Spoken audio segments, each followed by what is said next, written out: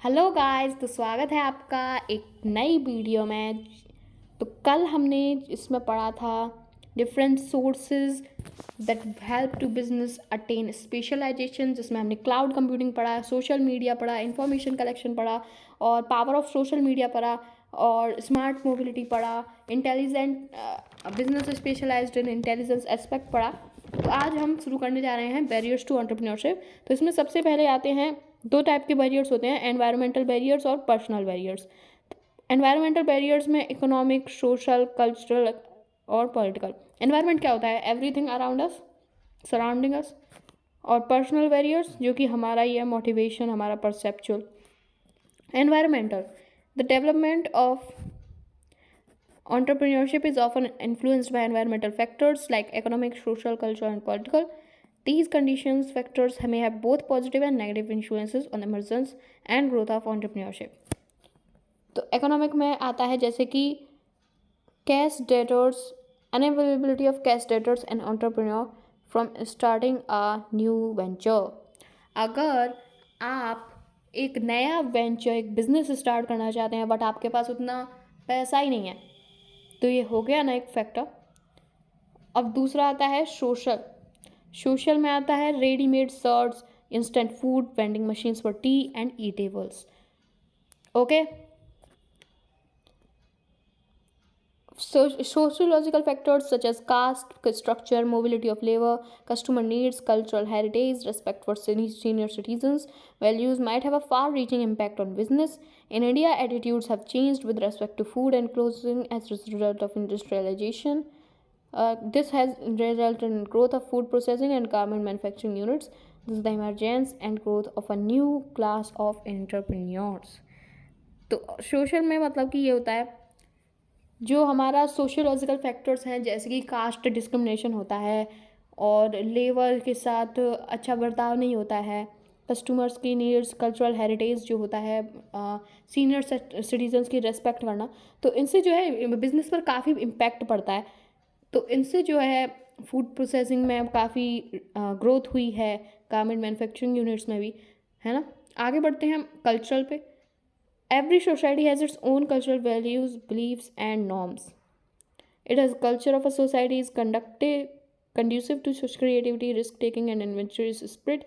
In such a cultural, entrepreneurship will get encouragement. An entrepreneur will have to keep in mind the cultural reference of the region that he or she is going to cater to. This will enable him or her to get a quicker acceptance in that region. अगर जो entrepreneur है वो अपने जिस reason में उसने अपना business खोला हुआ है, वहाँ के अगर वो कल्चर को बहुत ही रिस्पेक्ट करेगा, है ना, तो फिर उसको जो है काफ़ी अच्छी से क्विकर एक्सेप्टेंस मिल सकती है उस रीज़न में। उसके बाद है political. War tension between two countries can also step the trade between these countries. अगर दो कंट्रीज़ में जो है युद्ध वगैरह चल रहा है तो उससे भी जो है बहुत बैरियर ये हमारे काम में बन सकता है। उसके बाद आता है पर्सनल। इन गिवन, हाँ, तो ये पर्सनल के बारे में। In a given society a few people may take up the career of entrepreneurship among the societies which are considered entrepreneurially progressive. Only a select few ventures to set up their own enterprises. तो देखिए perceptual मतलब क्या होता है, sorry personal मतलब क्या होता है कि आप जिस फैमिली से बिलोंग करते हैं वहाँ पर आपको एंटरप्रेन्योरशिप के लिए ज़्यादा इनकरेजमेंट मिलता है या फिर जॉब के लिए ज़्यादा इनकरेज मिलता है, तो फिर ये भी कुछ बैरियर हो सकता है। ओके, तो जैसे कि आप बनियों में देख लो, बनियों में जो है बिजनेस के लिए ज़्यादा इनकरेज किया जाता है लोगों को, और शर्मा जो होते हैं उनमें जॉब के लिए ज़्यादा इनकरेज किया जाता है ना। तो ऐसे ऐसे जो है ये पर्सनल बैरियर भी हो सकते हैं। उसके बाद आता है परसेप्चुअल।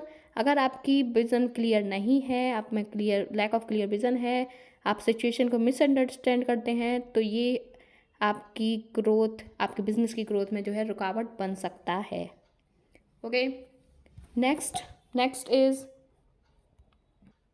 मोटिवेशनल में होता है कि अगर आपका मोटिवेशन आपका लैक करता है, आप में मोटिवेशन कम है, तो ये भी एक बहुत बड़ा स्ट्रॉन्ग बैरियर हो सकता है एंटरप्रेन्योरशिप के लिए।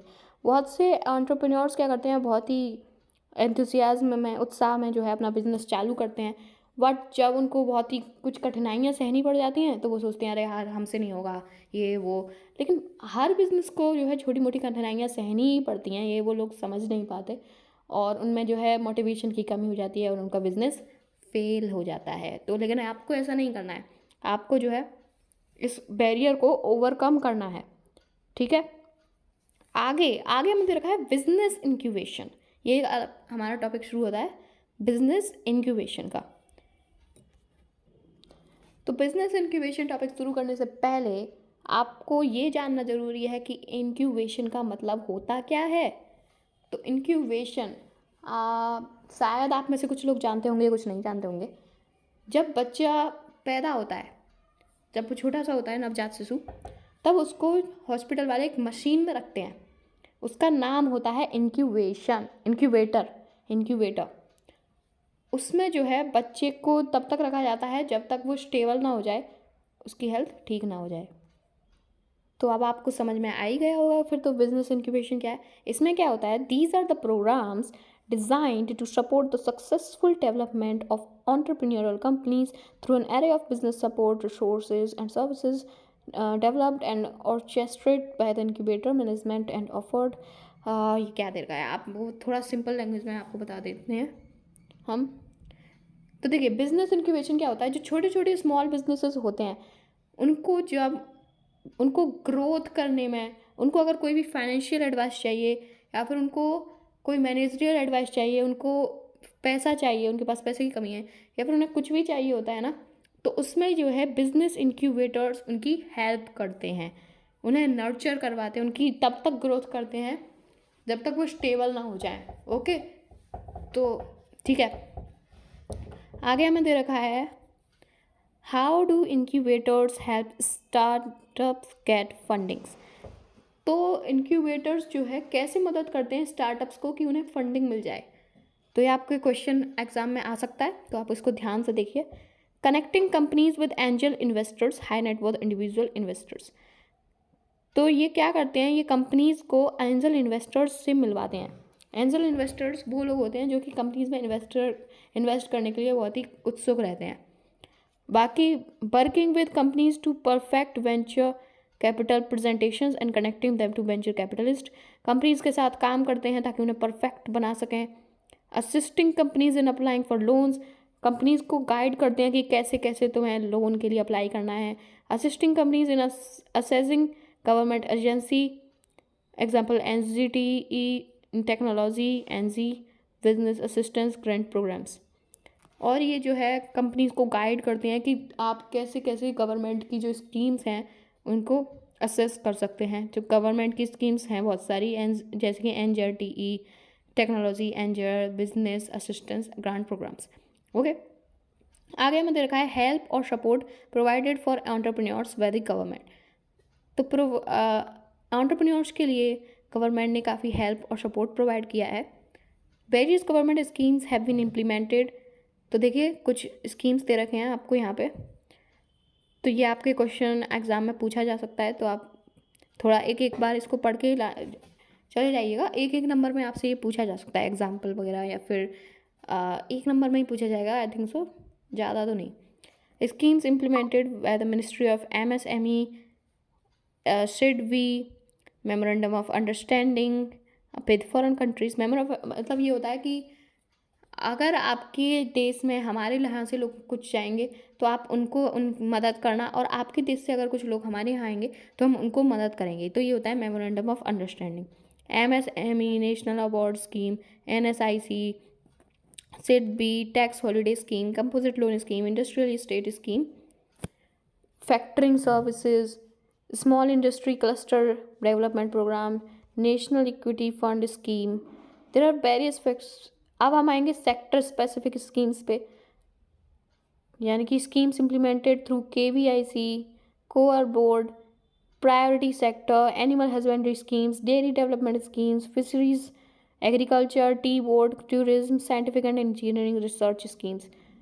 इंस्टीट्यूशंस जो कि एंटरप्रेन्योरशिप डेवलपमेंट प्रोग्राम में इन्वॉल्व हैं, national institute for entrepreneurship and small business development, Indian institute, national institute of NIMSME, NSIC, रेडी, TDC, CEI, CC, सीडो, EDI, नए।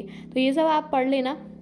आपसे 1 नंबर में 2 नंबर में ये पूछा जा सकता है कि सेक्टर स्पेसिफिक स्कीम्स के बारे में बताइए, तो आपको ये बताने होंगे।